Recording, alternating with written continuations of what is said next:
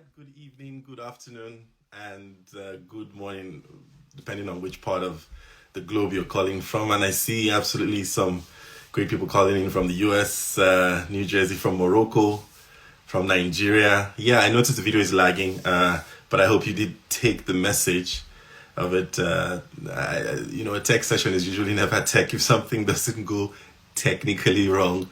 But I want to thank you, all of you guys, for joining. Absolute pleasure. It's my pleasure to host you once again at the MannyVille series live edition 3.0, where we tell stories, we talk tech, and we try to tech up your lives. I want to say, first of all, a big welcome to those who have been with us from day one and still remain with us. We clearly are doing something right, and we do not take that for granted. So we want to say thank you. We also then want to say thank you for those who are joining us for the very first time. We're glad that you're here, and I can assure you that you have a good time interacting and engaging with us. For those of you who don't know, let me reintroduce myself. My name is Emmanuel Asika. Please feel free to call me Manny, and you wouldn't be wrong there. In my day job, I'm HP's country head for Nigeria, and I also lead the HP channel sales team for East and West Africa. It's a district that spans about 11 countries. Now, aside my day job, during my second shift, like I like to call this, I am your host for the MannyVille series. And it's a pleasure, obviously, to be here. Why are we having the MannyVille series? You see, we believe that the key to Africa's future is tech or digital. And I want to say shout out to Bosun Tijani, our new Minister for the Digital Economy. We're glad that he's there, and we're 100% supporting him, to succeed. Because if we can close the digital divide, we can close the poverty divide, we can close the health divide, we can close the insecurity divide, and the list just goes on and on. Now, there's several elements, and I'm sure Bosu knows this, there's several elements to trying to bridge the digital divides. Some of the great major things that you can do, and there are three of them that we try to address here, is devices, is data, and is digital literacy. For us in the MannyVille series, it's been 2 episodes. We've given out 4 laptops, 3 months of data to about 7 deserving participants. Today, we will give out 2 more. And we hope that this, in some small way, addresses the digital divide. We can't give out 1 million laptops, but we can do our little part in making the great strides for Nigeria. We believe strongly that if you want a scale change, you have to do it one person and one device at a time. We, of course, do this in a very vibrant atmosphere where we tell stories, and we have tech leaders and industry leaders come and talk to us about the stories, their stories, and they regale us with the stories that, have brought them through where they are. And in the process, we also get to hear about their own tech story. And then they obviously give us a good dose of digital literacy. You never leave a MannyVille series without taking a step further in your tech journey, all right? We love as well the storied angle to this entire series. We believe that this is actually unique to us. Chino Achebe says that the story is our guide. Without it, we would absolutely be lost. I remember as well Jagu Jagu. I don't know how many of you guys have watched Jagu Jagu, and I think you should. Let's grow Nigeria, by the way.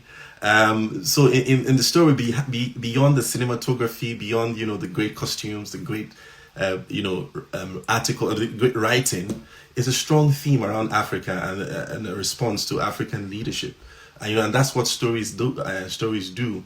I read recently as well the story of Ashake, Mr. Money Ginger, and it's a story of resilience. It's a story of determination, of struggle, but also of great friendships. You may never get to see this in when he's performing in O2 in London, for example, or when you see him in the cover of glitzy magazines.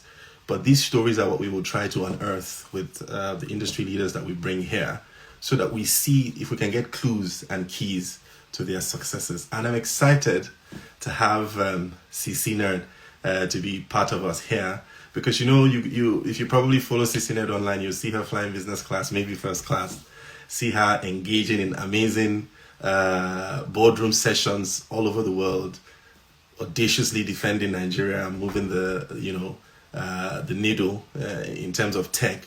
But what you may not know is her own personal story. And Sisinerd, aside the fact that we're going to take a dive into cyber security, will also like to know a little bit about her story. Let me tell you some of the things that you can expect today. One, we'll be giving out 2 laptops, and this time we're taking it up a notch.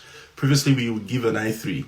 Today, we're given a HP laptop. Go figure why we have to use a HP laptop. There's no other laptop in the world. So it's a HP laptop.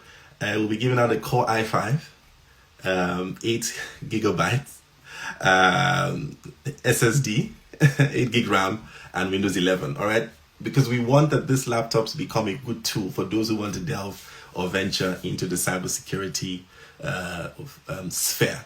Please stay engaged. Burn up the comment section as much as you can, because we're going to be measuring engagement. We're going to be measuring participation, because I believe that passion is the key, and I'm sure that Sisinerd as well would highlight that. So engagement is key. We have a selection committee. We're also going to be going through your profile to be sure that who you are is who you say you are. By the way, we're going to be doing some cybersecurity stuff as well, just to be sure that everything is going well. All right, so please engage and let's have fun together. Let me begin with a story, and we always tell stories here, and this story is about you writing your own story. In 1997, as I was getting ready to get into the university, maybe that gives you an idea of how old I am. JAM, the highest JAM score at the time was 268, and you can verify this. Google is your friend.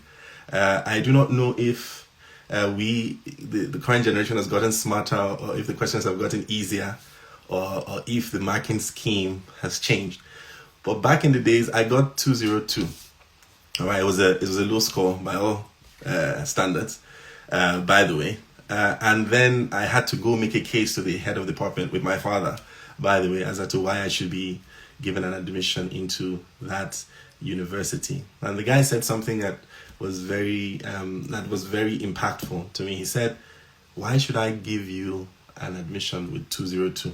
He said to me that the last person he admitted into his department got 238. So why should he admit 202? Yeah, you've gotten smarter. I like the comments. Thank you. We were dollar, I think. And somebody has written 202. Please, I hope that doesn't become my new name. Anyways, but the point was, the guy said, you are the lowest score that I would be letting into the department. And basis your nice talk, I would let you in. Fast forward 4 years later, and I graduated top of that class. All right. I decided to write my own story. So the point is, trajectory is all that's important. All right. And it's not current situation. And that's something that will help you even in your tech career at the end of the day. It's not all about how you start. It's how you rev up your engine, accelerate, and go further than your wildest imagination. It takes a lot of preparation, etc. And I'm sure these are some of the things that you will evince as we talk about cybersecurity today. We will talk about artificial intelligence. I see Shola Muson join the chat. Eventually, we will talk about tech finance and so many other great stuff that we'll be having. But today, we're focusing on cybersecurity. So why cybersecurity? All right, I'll give you some stats and hope that these make sense to you. There are 2,200 cyber attacks per day. And I'm sure Sisinerd will help us unpack these. In 2022, 493 million ransomware attacks were detected by organizations worldwide. On a daily basis, 300,000 new malwares are created, and 92% of these malwares are delivered via email. Over 41 million websites on the internet already have malware, in case you didn't know. All right. Now, by 2031, it's predicted that every 2 seconds a new malware will happen, in a ransomware attack, would happen. All right. So that this is the data, these are the stats. This tells you obviously that we're in need of soldiers, foot soldiers, and obviously generals who will stand as gatekeepers in cybersecurity for organizations across the world. All right. So, and that's what we're trying to say, that there's absolutely a great, this is absolutely a great part of tech that people should explore. All right. I will do something very quickly, and it gives me absolute pleasure to do this. I'll read a bit of a citation on Sisinerd, and then we'll grab her and let her join us, and let's have an interesting conversation. But please listen. Just reading this alone every time inspires me, and I hope it does to you as well. Confidence Stavely, just in case you didn't know, that's actually Sisinerd's name. Coco, like I like to call her, is Africa's most celebrated female cybersecurity leader. She's a talent developer, a global speaker, and inclusion advocate. She has achieved numerous professional certifications and industry recognitions.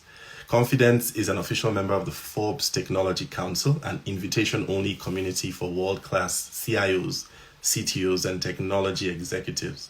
She has been recognized as Cybersecurity Woman of the Year Award for 2021 and for 2022.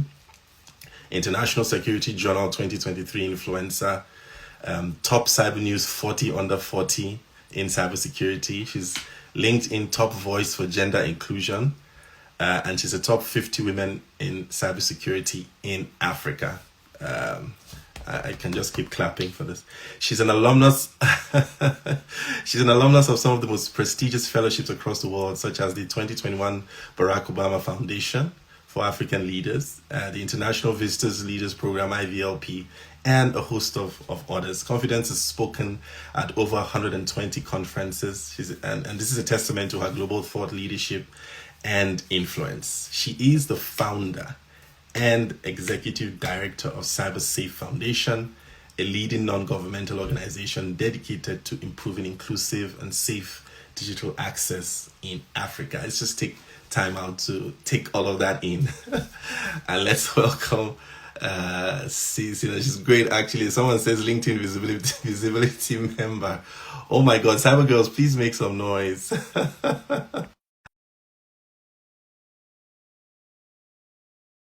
And we keep clapping. Great. Imagine having her as a mentor. By the way, a queen and more. Absolutely. Oh my God, there we go.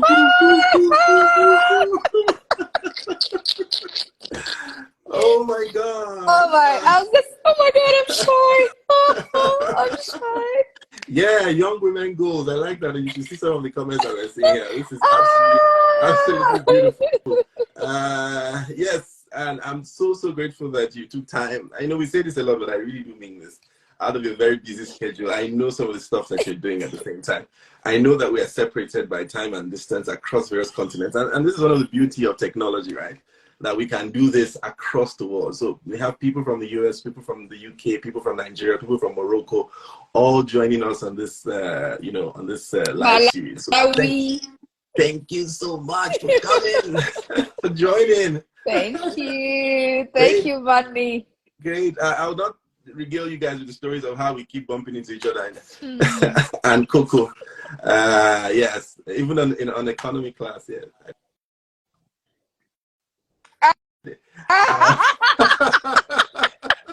That line did not fit you.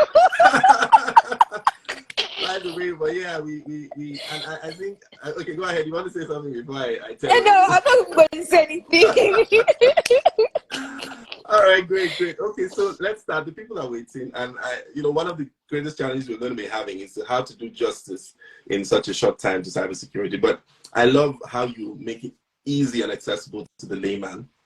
So we'll begin, and we'll start with a personal question. What is one thing that we don't know about you? We know a lot about you, trust me, all right, on social media. I think you should have a masterclass on how to do social media by amongst your different skills. So what's something that is comfortable that you can talk to us that we don't know about? Coco. Okay, but before I answer that question, I want to acknowledge the people in the comment section. You guys are on fire. I see people from Kenya. I see people from Cyber Girls from Malawi. I see, which other countries have I not acknowledged here? I see a lot of you joining us from different places. And I just wanted to say you're amazing. Please keep the love coming in the comment section. And you enjoy this conversation, I can tell you for a fact, because we're not just talking because you're online, but we're actually friends. So so it's going to be very organic. And I also want to mention a big shout out to Shola. We actually met through Shola. So him being here is just yay. It's just amazing. The godfather. So that's your question. I think a lot of people don't know that I once used to dance for money. Oh my God. Yes. I used to dance for money. Now I've performed on the stage before, like literally. Go away, money. Makes sense. Kenya, yes, Nairobi, makes sense. It does. I performed on a stage before, Wow. our stage name was called Stepping Sisters, and we're Wow. trial. Oh, Yeah, so wow. I mean, a few days ago, I bumped into the picture and I almost hurt my sides from laughing because I mean, it's a long time. Everyone has changed, and everyone has moved on from there. So I mean, but it's beautiful memories here. Fantastic. So, Coco the dancer. I can try. I don't know how to answer your nomenclature. So, there's cybersecurity. There's TV Anchor, by the way, and Sisinerd TV. I absolutely love it. The API Kitchen, making Thank waves. you. I'd like you to just talk. What's the inspiration behind that? And I know that that's something that's gaining ground. Something that people who are even laymen love to see and love to watch. What's the inspiration behind API Kitchen? Yeah. I mean, my general, I would say my own general personal brand, because that's who I am, Okay. has always been to simplify things. And when I want to solve a problem, I simplify. Mm-hmm. I find that it's very difficult to simplify anything. I mean, it's weird because it feels like it's how would I put it? It's actually going against the tide. It should be normal to simplify things, Yep. right? But we Yep. find that simple takes time, and simple is easier, but it takes time to achieve. So, but it's the best way to teach anything. And so I wanted to correct, or rather, I am working to correct what's happening with security in terms of secure by design and contributing my own quota to it. You'll get to see a project very soon. We can't wait. Let me give you a book is coming out. Yeah, and it's the first time I'm saying that online.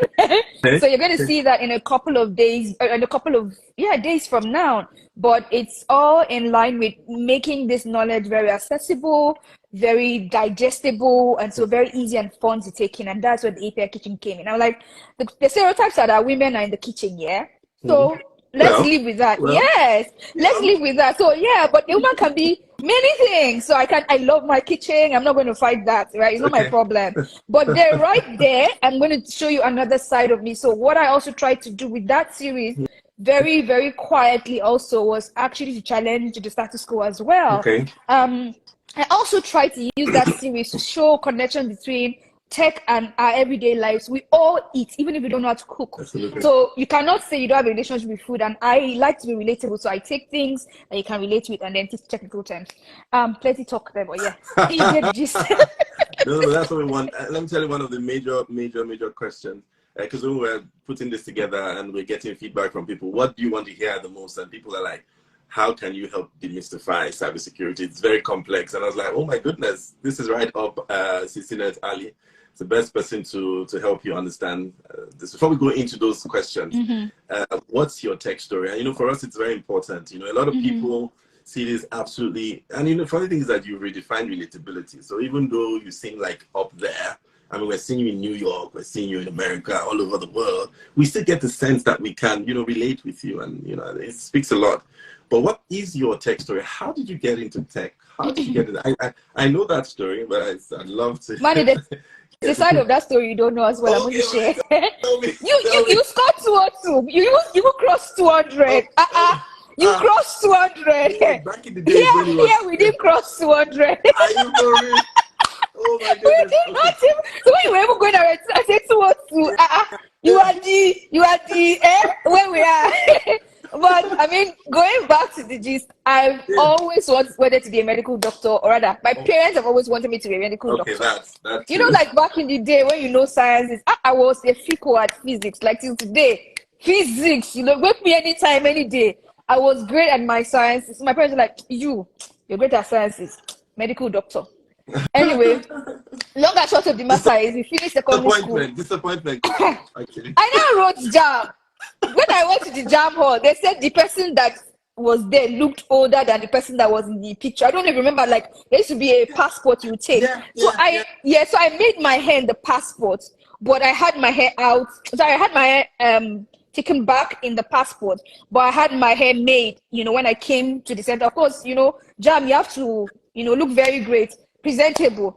Anyway, the person that was at the checking in says, no, it's not the same, but that my older sister came to write for me. Oh wow. Hey, there's nothing Oh, I wow. didn't say.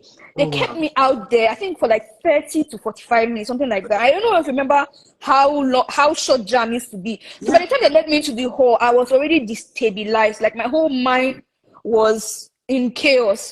I shall wrote, I think I scored with like 180 or something thereabouts.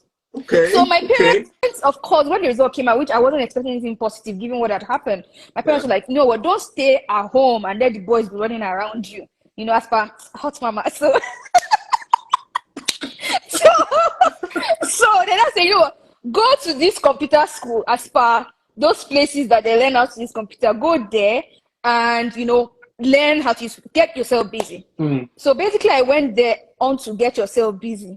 But far past getting myself busy, I found out that I was alive. Like, Oh wow. I started learning how to program, Oh you my know, goodness. I will build stuff in Java, and I'll feel like, you know, I feel like I had a superpower, you know. I was like, no, there's no way I'm leaving this thing again. No. So I asked my parents to increase the time, because it was first 6 months, increase the time to 1 year.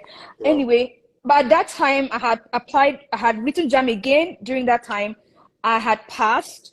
I Okay. had applied to go and study medicine in University of ABU Zaria, basically. Oh, okay. And my admission had come. And I was like, wait, are we going to stop this thing that we're enjoying to go and do medicine that is not our own dream, or is Popsy and Momsy's dream? No, this is not going to happen.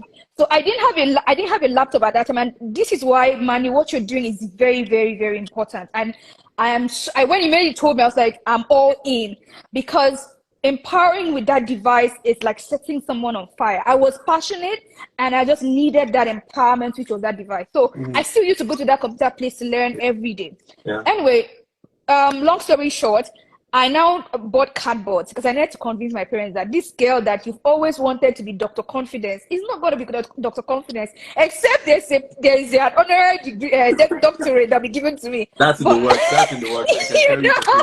That's in the works. Amen. But I'm not going to be that doctor, so I went to convince them. And just give you some context. I love my parents a lot. I respect them. In fact, I think that what they did was so brave. I don't know if I'm ever going to be as brave as them as a parent myself today. But my parents don't have degrees. My parents are not educated up to university level. Guys, both of them. Chew on that. Yeah. Chew on that. Yeah. Okay. So I now made I bought cardboards and then made my presentation on cardboard. So like how you have slides on PowerPoint, I couldn't do that. So I did my slides on paper, and I now presented to my parents that technology was the present and the future.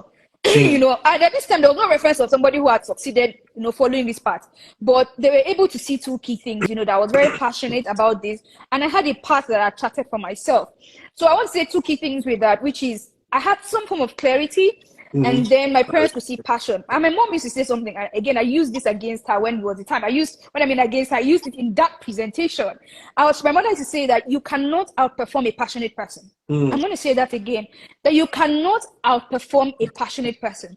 Now, because she saw how passionate I was, you know, she knew that last, even if you're passionate at packing shit, you're going to be the most successful shit packer in the world. So let this girl go and face this thing, you know. So my mother went to speak to my dad, and then they accepted. So from there on, I did a diploma in software engineering, did a top-up course with a scholarship, because my parents could not afford that standard of education at all. I got a scholarship. That scholarship conversation is a different conversation altogether. I know that so one. I got a scholarship. I did my first degree, and I came out with a first class.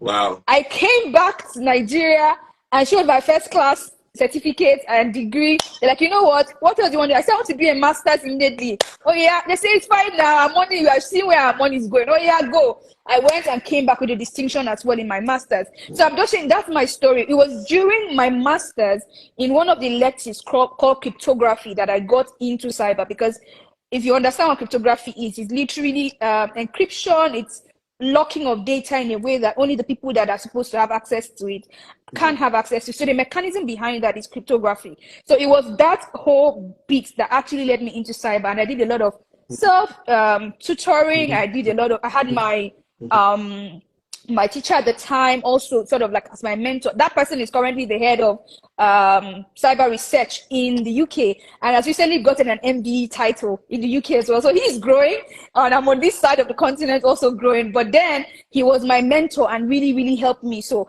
that was how I got into cyber, and that's why I strongly believe that whether or not you have a degree in technology, whether or not you have a degree in cybersecurity, you can actually chase it if you have the discipline and actually learn by yourself and get started as well. So yeah, in not so few lines.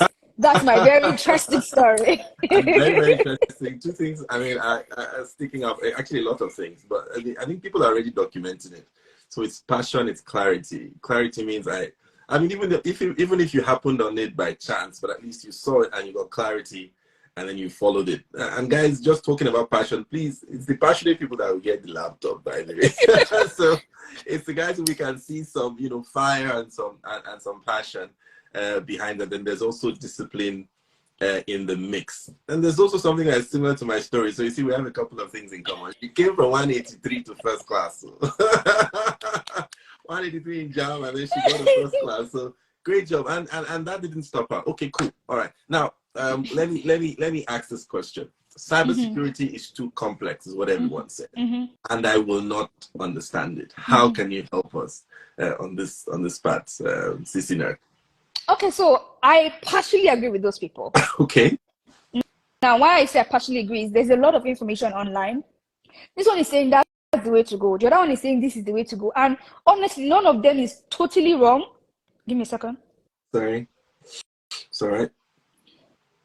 Yeah, none of them is totally wrong. None of them is totally right. Okay. Because the journey is sort of tailored. So it's tailored because cybersecurity is one field where everybody has a place. So you now have to find that place. That's one reason. The second key reason is that like every transferable skill from every other industry feeds in. If you listen to my story, for example, I started off as a programmer. Even in my master's, like guys, in my master's, my project was actually I don't know if you've ever used Ring. That was sort of my project. I used movement to actually detect and then send an alert to someone over a phone. That was how many years ago? Send an alert to someone over the phone that there's been an intrusion. So physical intrusion, Okay. physical intrusion system, was what was my MSc project, basically. And I had to learn a different programming language for that. So now I come with programming skills. And that's why, for example, AppSec is very easy for me because I'm a programmer. So I can tell you there's no line of code I cannot read. You understand? Major languages, I know how to code in them. I will just basically now have a security perspective to that thing. So because of the transferable skills, you can then chart a path for yourself. Okay, I have come from a programming perspective. You may come from a health perspective.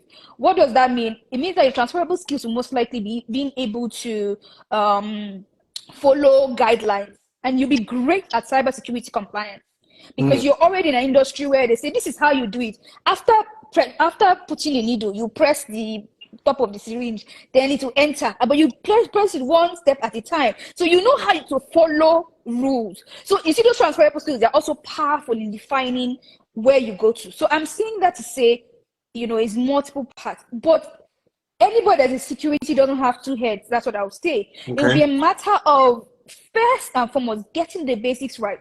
You see, I've said there are many areas in cybersecurity, but there are certain things that are our base that holds us all. So whether or not you're in compliance or you are in application security like me, or you're in strategy, which is some of the things I do, you would still need these base skills to then be able to branch out to these areas and do well. So someone's asking, is there a space for writers? Please keep these questions coming. I will answer it. And yes, there's a space for writers. Every single person has a space in cybersecurity. And we really need writers. We need people that will not think about things in the way our normal people would think about them with jargon. You come with fresh head, a fresh mind, fresh vocabulary, like the average person, and be able to express the things. So I'm saying that to say, the base, you need to get the base right, and then you build up on that. But it's very doable. Maybe not as approachable as we would like it. If you're lucky to have some sort of community that helps you, you'll be also very great. If you are super lucky to have a mentor, which again these days is super hard, then yes, you would actually get a bit more clarity, because then that person can guide you and say, okay, these are the things to do aside this base to build up and get started. But you can definitely do it as a career. But if you're speaking about this in the context of an everyday user, I think that's our responsibility as cybersecurity professionals to begin to make the best practices more approachable, more easy to do, and more understandable. That's what I would say. Yeah, and I think that one is because it affects and the proportions are huge if you get breached. And obviously, if it can affect you personally. Obviously, I see a lot of messages where people say they got hacked, and then when it gets to organizations, it's even more devastating, so to speak. But we're looking at it, and we're trying to note the questions. We'll definitely have you answer questions as well. We also have something like myths and facts, which we'd like you to also try to demystify or to tell us if indeed it's a fact. I had a friend my age, and I don't want to say what my age is. Coco, our age. Okay. I have a friend our age who asked me this just yesterday. How do I start a career in cybersecurity? Notes that he's past his prime. Okay, we're not past our prime. How can I be saying that?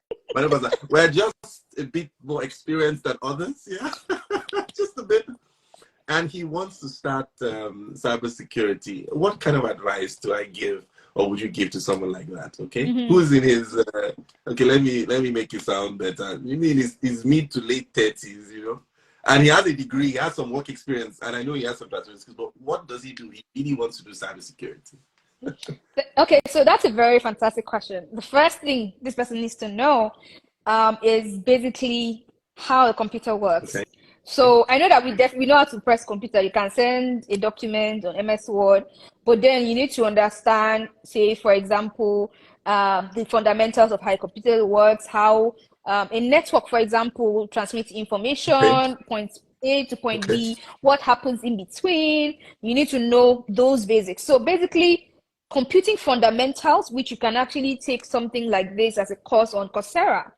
You can do this in a really short time. You need to also know networking fundamentals. So I've said computing fundamentals. You also need to know operating system fundamentals. So what that means is like 2 major operating systems you need to know is Windows and then Linux as well.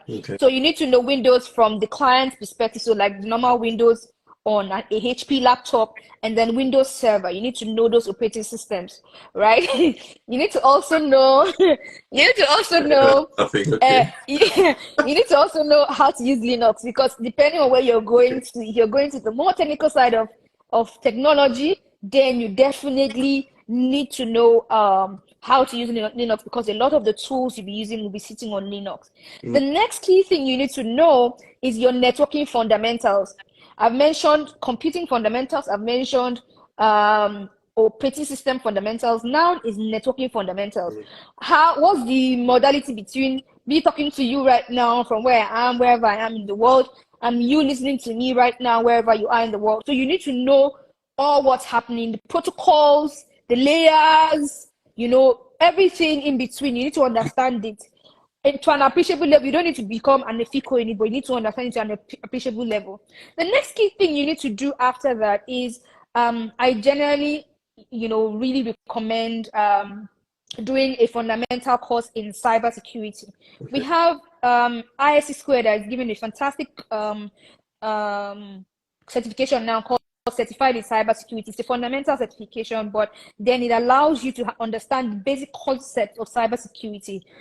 So those basic concepts and the things that sort of like at the base for cybersecurity, it provides you that. So you can do that one. You can do Google, what's it called again? I can't really remember. Google Career Certificate, but the cybersecurity track, that also can be a great one.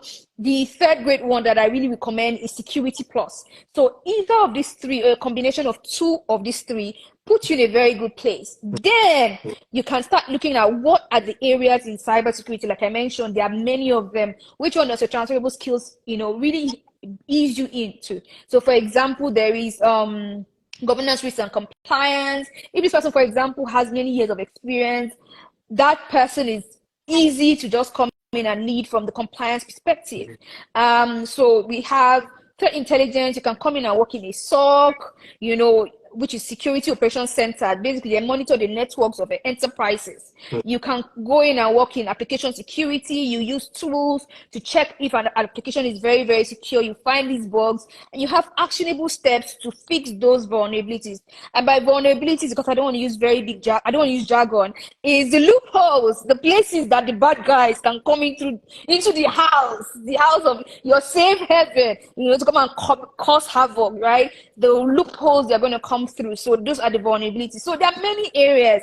There's DevSecOps, for example. If you're already a developer, how can you make sure that the whole cycle from beginning to the end is very secure? So those are all things you can stack on top of that, and you don't have to stack just one. For example, I have DevSecOps skills, and I also have application security skills, which is also part of that bit. I have a broad range of skills, but I generally advise people, and please, if you're listening to me, take this on. Don't try to spread yourself thin at the base. Start off, you know, a bit more niche than people would naturally. I mean, this is counterintuitive, but start off lean a bit, and then by the time you have your feet, you know, planted, you can then widen out. Because what can happen is that you'll be overwhelmed with information that makes you feel powerless, like you can't do this anymore, and then you just chill out, right? So it's very important that you niche in and then broaden out. That sort of is my strategy, like a T strategy. Yeah, fantastic. Kuku, you've done the business class session. How much do I owe you? All right, so I hope my team is taking down these questions. I know some of them are very technical, but it's important that we, you know, these cyber security people that's on this call, please don't try and take over this call. Don't mind them. So many acronyms, but that's fine. Okay, right. So yeah, but you know, what it is that you need to obviously do your research, and I think mentorship is key. I don't know how we can get a bit more mentors. So we try to do this at the MannyVille series at to a certain degree, but obviously, you know, we can't spread ourselves thin because we do not have the bandwidth for it. But we will do our own bit, you know, to help people get some clarity. But clearly, there's no running around the fact that you have to put in the work. I mean, you may look fly and you know, look pretty and beautiful, but you must work. Definitely. And so I want to add something. Okay, go ahead. Yeah, I know a lot of people have, please pardon my French, but a lot of people see cybersecurity as sexy. Yeah. And I mean, a part of it is true. Again, some people like me, yeah, we are doing this, we are doing. I know. It is not exactly that. If I show you the back, it's not that flashy. Absolutely. It requires a lot of hard work. Yeah. It requires a lot of, you know, a lot of real work being put in. So it's not as easy as maybe I make it seem. It requires work, but it's doable. That's one thing I want to say. Absolutely. And it's not all hacking. A lot of people, oh, what do you want to be? I want to be a pen tester. I want to be a hacker, ethical hacker. Why? Because in movies, you see someone sitting in the basement, and that's not even how the hacking takes place, please. So please, there are many other parts of cybersecurity that are even way more interesting than that ethical hacking that you can do, you know, and you need to put in the work. And especially for some of you who don't have a mentor, you can still make it and enter without a mentor. Okay. All you need to be is super determined and start. You may not even have that clarity you've spoken about initially, but the more you do, the more, and with passion, the clearer you become. And especially if you follow my strategy. Don't do too much initially. You would have time. You know, your back will say, you know, dear, small. You know, just take it one step at a time. Don't overwhelm yourself. Make sure that you're having timelines for different things you want to learn, and you will get there. And the truth is that the higher you grow, the easier it is for someone to help you. And I use this parable a lot. Sorry, Manny, I think I'm talking about a lot. Okay, it's fine. I say to people that someone can sit in the house and say, oh,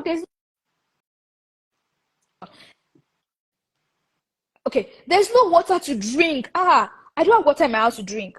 That person is saying that, and the person who carries the bucket to the well, but says, "Oh, there's nobody to carry.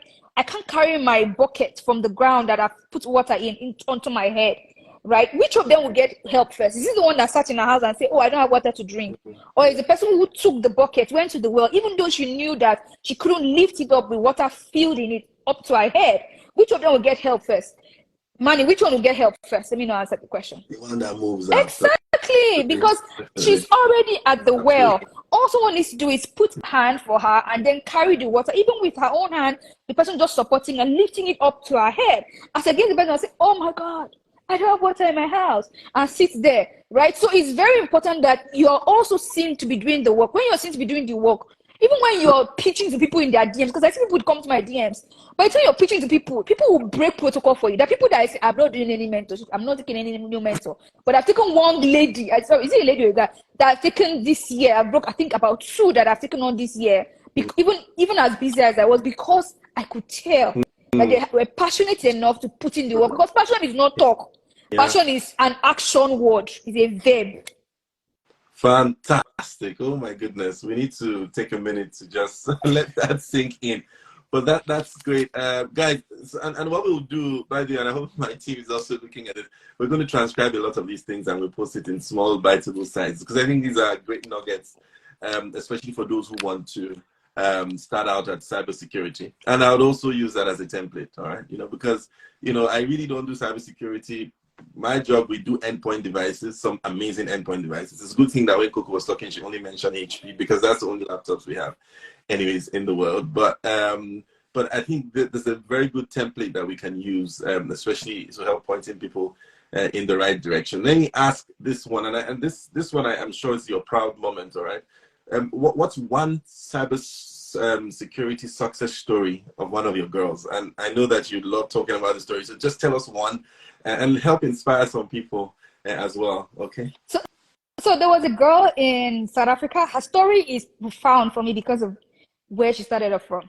Okay. And I like to tell zero to hero stories because it's easier to see the trajectory of somebody who had it, and you were just stepping up, right? But when we see zero to hero stories, for me, they are very, very touching. They're showing that people can put in the work and they can actually see results. So there was this girl in South Africa who used to wait table at the restaurant, and it used to be really bad for her, very tough for her. She came on Cyber Girls and she chose the security operation center analyst track, which is the SOC analyst track. So we call it incident response. That means these people, they work for organizations that monitor networks of other organizations that are their clients, and they can tell when the bad guys are creeping in. They do that by using a couple of tools, and they have processes for that. So she got on the training, and we got her on 7 months in. She finished the training. Again, remembering that these trainings are also technical and also non-technical. So we have technical side of the training, and when we have training in human skills, that's what I prefer. I'm not exactly a soft skills person, so I prefer using the word human skills. So she got training in human skills, and which some of it included knowing how to pitch yourself during interviews, knowing how to make your CV, knowing how to use LinkedIn, for example, knowing how to make presentations and communicate in a way that people understand you, stuff like that, the whole works. And so what happened was, a month after completing the training, she got a call for an interview, went for the different stages of interviews, and then she got the job. Her income grew by 450%. 450%. She was able, when she described to me what that money was able to do for her and her family, I was very teary-eyed, And as we speak now, she's moved jobs already, and that money has doubled. So imagine in the space of how long a time she has been able to record that much growth, because she put her head down, she saw an opportunity, she got on the training, and she was fantastic at she followed it on, and she was able to grow in her skills and be able to provide value to an employer. I have so many of those stories to tell, but of course, because we don't have so much time, I'm going to leave it at that story. Her name is Kachipa Masipa, so you can check her out on LinkedIn. She's always sharing, and I'm always so inspired by her. But because she came from waiting tables to working for a company that's listed on Johannesburg Stock Exchange. So it wasn't just, it was a big company she started off from. Okay. Similar to the lady who was dancing on stage, right? And it's now Forbes and everything all together. All right, cool. Let's tackle some myths and some facts. Okay, so let's get some education. Two-factor authentication is often overlooked and tagged as time wasting. What's your take on that? Two-factor authentication, does it make sense? You know what's funny about this question? I'll answer the question this way. Okay. Two-factor authentication is time wasting until the hacker that gets in actually turns it on for you, I cannot recover your account. And nobody can help you adjust it. Then you will know whether it's time wasting or not time wasting. But yes, I mean, it can be a hassle, and I just, wish that big tech can actually make it more easier on certain platforms, but please go through the hassle. It's way better to go through the hassle. Turn it on.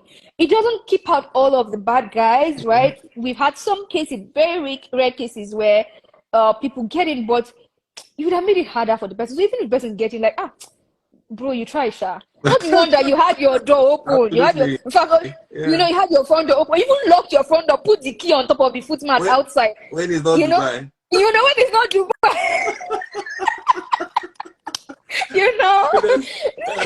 So yes, so that one definitely is. I'll ask you one other one. This one, I mean, I have a personal bias. They say that Mac laptops are immune to viruses. Is that true? So I did one of those my dancing videos. I told them, hey, good. They are now, in fact, they are now, there's now malware because of that false sense of confidence. There's now malware that's even targeted for just Mac operating system. So please don't even get caught up in the hype. You can still catch a malware. Please just make sure that you put in the right measures in place to protect yourself, whatever device you're using. Forget the sexy look. You need to protect yourself. All right, on the MacBook, we also have some crazy nice good-looking laptops on HP side, so you can come there. By the way, now there's a myth about many. I can put like 2 or 3 antiviruses versus one on my laptop. Tell me about for what exactly? You know how I've never seen that picture. There's a picture, where somebody hit food like this. Like they say, are you a carpenter? Are you a bricklayer? Why are you eating that kind of food? So maybe that would be what I'll answer that person. What exactly are you fighting war? But long and short of the matter is you don't need that many tools. As per endpoint security, you just need one very good antivirus installed on your computer. You do the updates that are required. In fact, have it turned on automatically for the endpoint security tool to keep updating and making sure that it's able to do well. This day and time, I also say that you should look out for antiviruses that I'm not going to recommend anyone, just signposting. Look out for antiviruses that don't just check the fingerprint of the malware, but also can sort of check behavioral, has behavioral or AI in it in such a way that it checks for behavioral patterns of harmful code and is now able to tell. So please make sure you get a good antivirus. One is enough for you to protect your device. Yes. One is enough. Okay. All right. Let's ask one more question before we go to one myth and fact. Is this what I like? Now I've done an article, obviously just to talk, raise awareness around cybersecurity, where I talk about small businesses and how they are being targeted, and how they think obviously that it's a luxury, because again, correct me if I'm wrong, it's a bit expensive, to get this, to get your walls up, in terms of cybersecurity. How would you, as a cybersecurity leader, what advice would you give to businesses, to avoid falling victims today of cybercrime and staying ahead of the curve? I think that's also important. Coco. Okay. For business. Yeah, I'm going to answer that question, but I'm just seeing something on the chat about AI-enabled antiviruses. Trust me, generative AI is what has been the hype right now. AI has been around for a while and has been embedded in cybersecurity tools for a while. So may not have known this, but guys, ChatGPT that we're raving about is the newest comer. Doesn't mean that that's when we start using AI. We've been using AI, for a while now, but maybe not exactly, So yeah, you would find that there are most of your top shelf antiviruses have had AI embedded in them for a while. But then going on to your question, so my challenge most times with small businesses is not the cost. I think it's also the myth of the cost, because there are some things that you can do that do not cost anything, or do not cost a lot, but can make it more difficult for cyber criminals to attack you successfully. And that is exactly where I want small businesses to be, because there is no sure proven way that, impregnable way of protecting your business. However, the goal always is that you're not the lowest hanging fruit, or you're not a low hanging fruit. Somebody just joined the call, and you say when I was talking about stepping sisters, actually one of the stepping sisters just joined the call. Oh my God. Can everyone hear me? We can hear you. We can hear you. Okay, great. I saw something going on there. Okay, so I was saying that the myth of the cost, which is that some people just feel, oh, it's very, very expensive, but what they currently have to protect the systems they have, they haven't used yet. So, for example, a lot of people have small business are using Instagram and other digital platforms to do business, but don't have two-factor authentication turned on. Please, how much is two-factor? €0. Yeah. All right. So it's very, very important that you're able to use what you already have. And there are some of these tools. So there's two-factor, there's your antiviruses that you can put in, there's your firewalls that can be put in place, there are your little processes that you can put in place as well.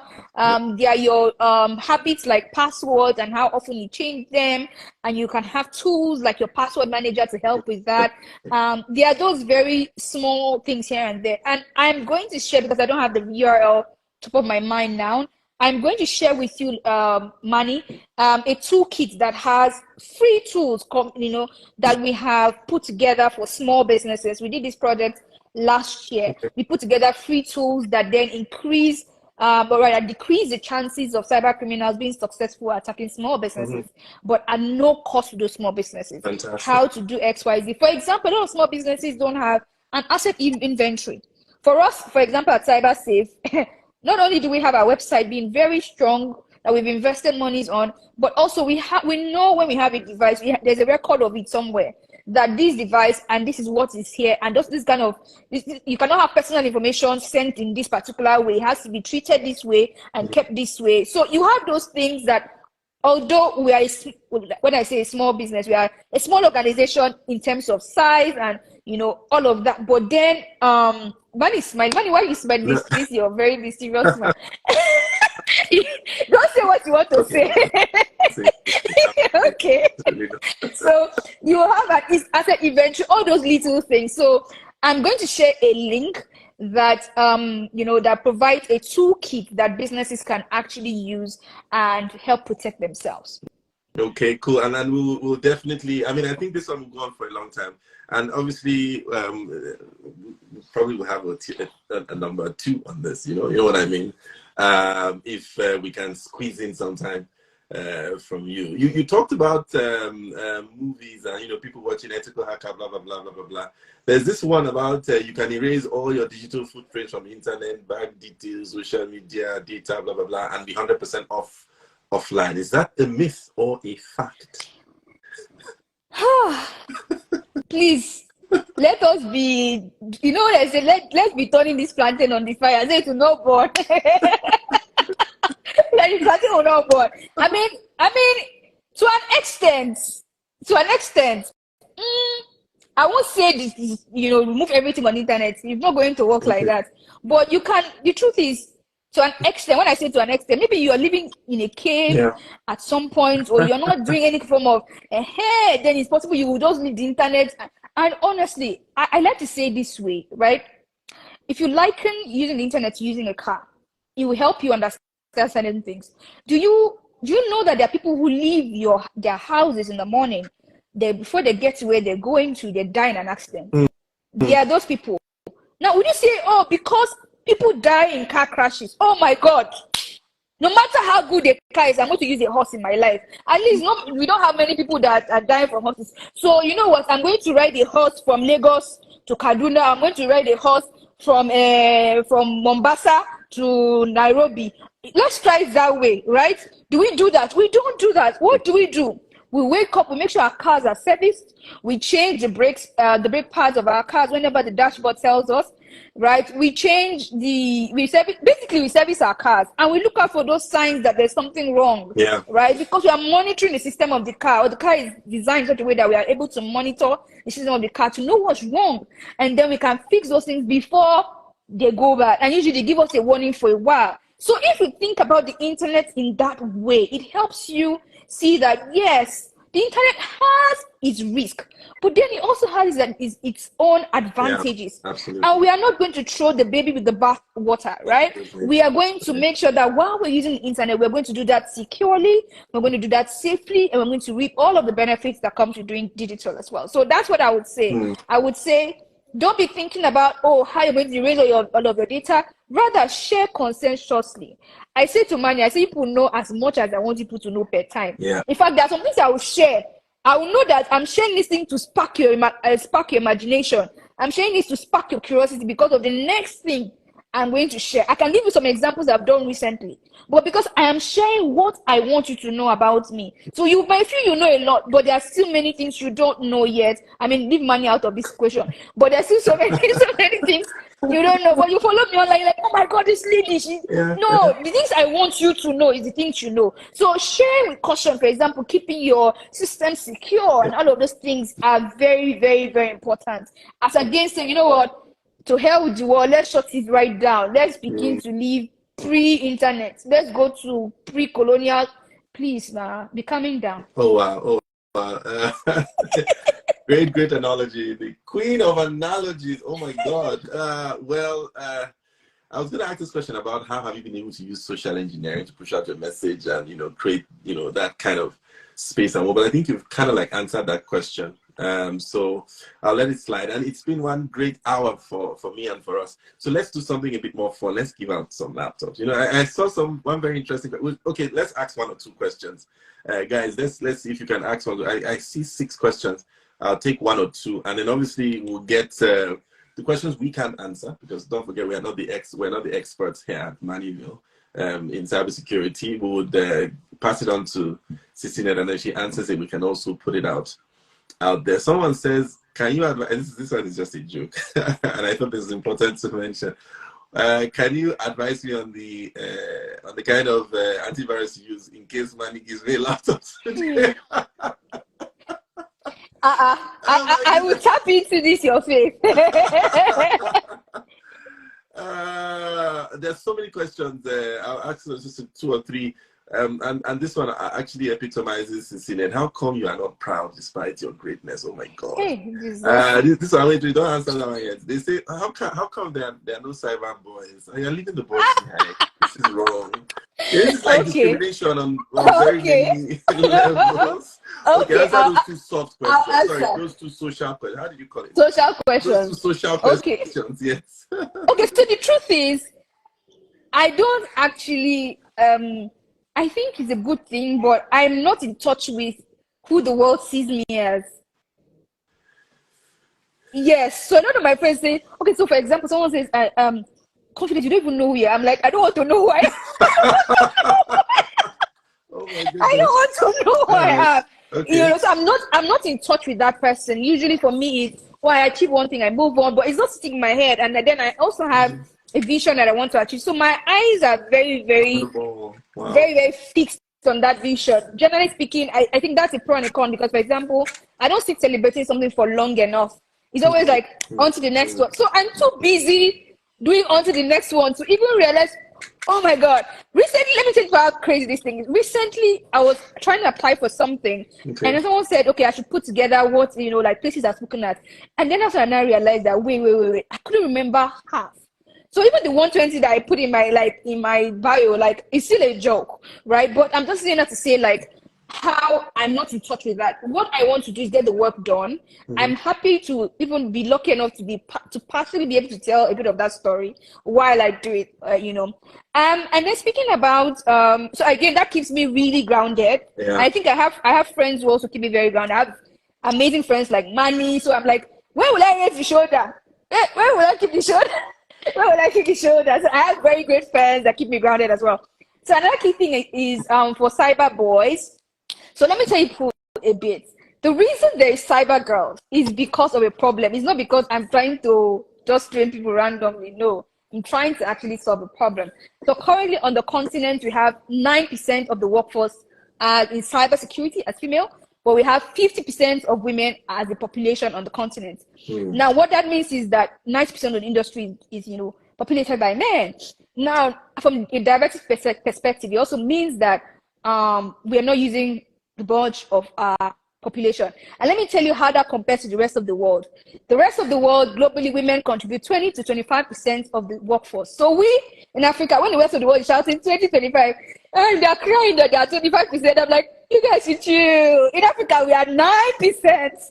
You know? So what I'm doing is with Cyber Girls is trying to sort of like leapfrog that for really accelerate it, you know, and that's why there is Cyber Girls and no Cyber Boys, because of that huge gender gap. So for every maybe 5 girls that we get to train, maybe there are 15 guys that get to enter the industry. So it still take a while to catch up, and that's the reason. Okay, cool. I like that. Keeps you grounded. That's absolutely one key for success, right? I mean, guys, I hope you guys are learning that, right? Because, you know, the people who eventually become great just move on to the next thing. They're just more interested in what they can achieve. And again, that's a con because they don't rest enough. Coco doesn't rest enough.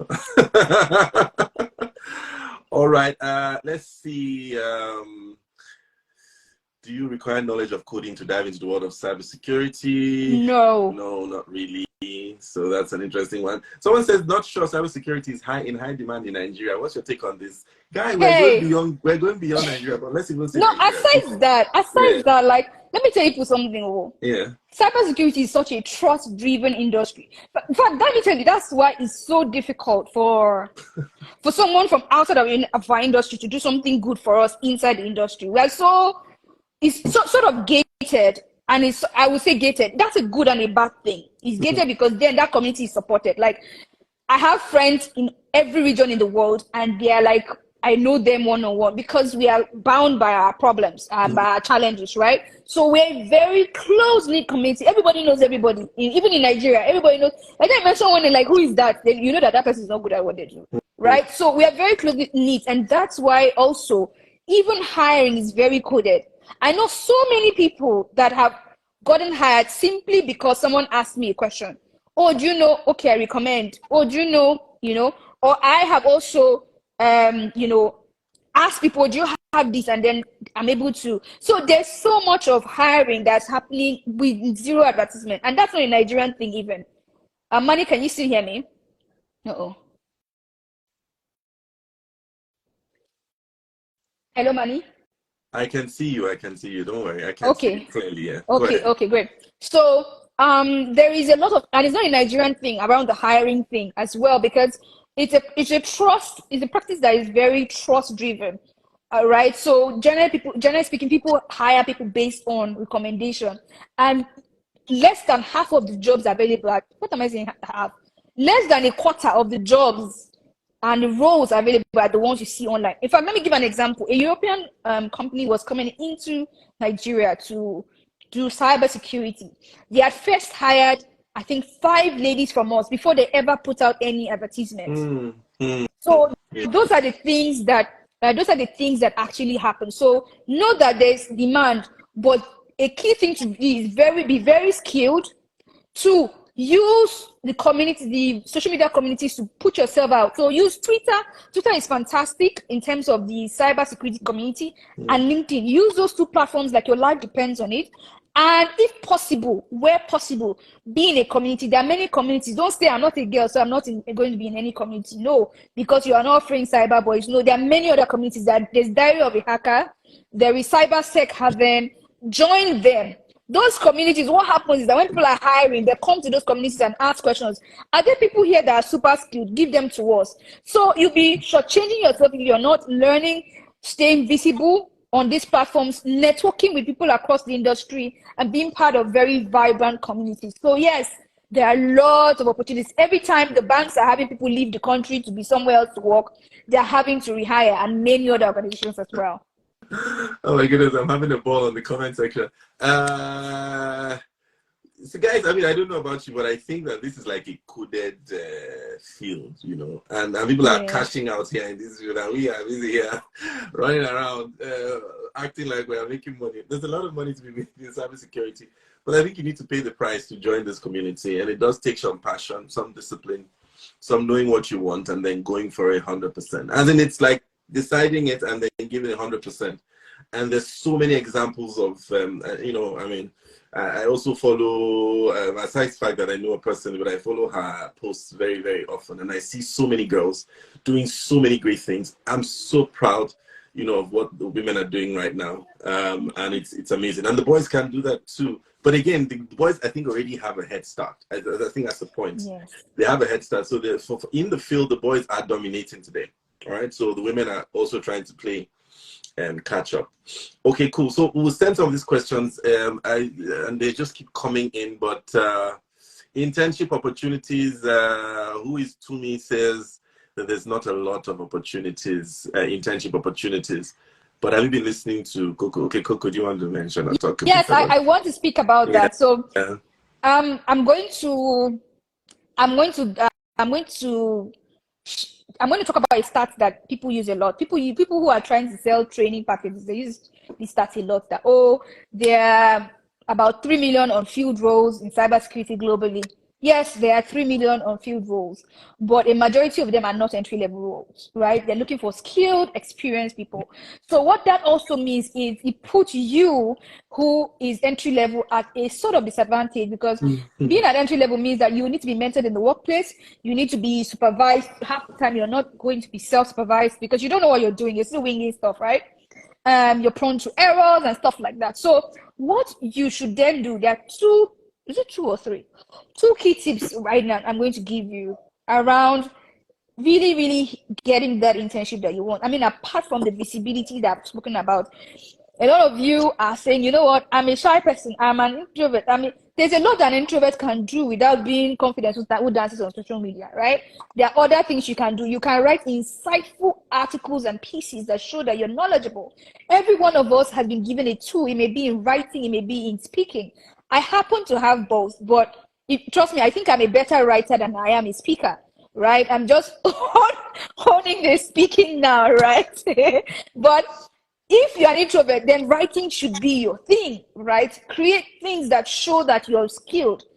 Another key thing that I would say is that work on a project or work on projects. See, projects are your hack. Whatever project you're doing, let it be in line with the kind of role you're desiring to get as your first role, right? If, for example, you're looking to work in a SOC, there are logs, for example, you can have the sites that have log jobs. Get them, set up a lab on your computer, do an analysis, put something together and package that particular research work you've done as a paper or something of that type, right? And have it, or have a portfolio on GitHub or something along those lines, but have a project. So by the time you're creating your CV, you don't have work experience, but you've put together 3 or 4 or 5 projects. Come on now. Even as an employer, I'll take a chance on you, because what you have shown me is that you have somewhat practical knowledge, right, that's applicable, and you're sort of a plug and play talent. So if, in fact, this tip I'm telling you is a core thing behind the Cyber Girls program design. If you ask any cyber girl here, they worked on a project from month one of being on the project on the program. So by the time they finish, they would have had 3 or 4 they can put on their CVs. You should have projects.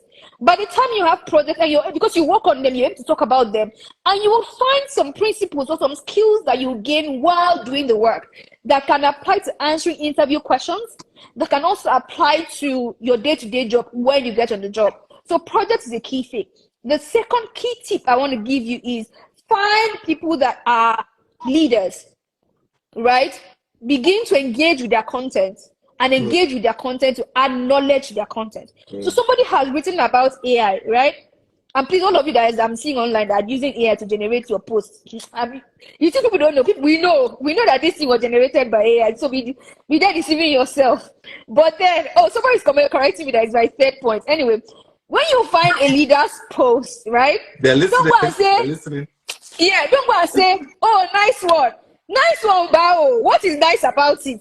Tell them why you think that post is insightful. Come and add your own Jara. Whether it's one line that you want to add or something that's insightful, but not just engaging, not just saying, nice one. This is very insightful. It's nice to start with that, but why is it insightful? right? Add your own piece of knowledge. That person is going to see you 1, 2, 3 times, 4 times. You're like, by the time there's an opening in their company, you'll be top of mind, right? It's the same reason why Coca-Cola keeps advertising. We drink Coca-Cola every day, but Coca-Cola is still advertising, right? So you'll be top of mind to that person, and the person is going to reach out to you.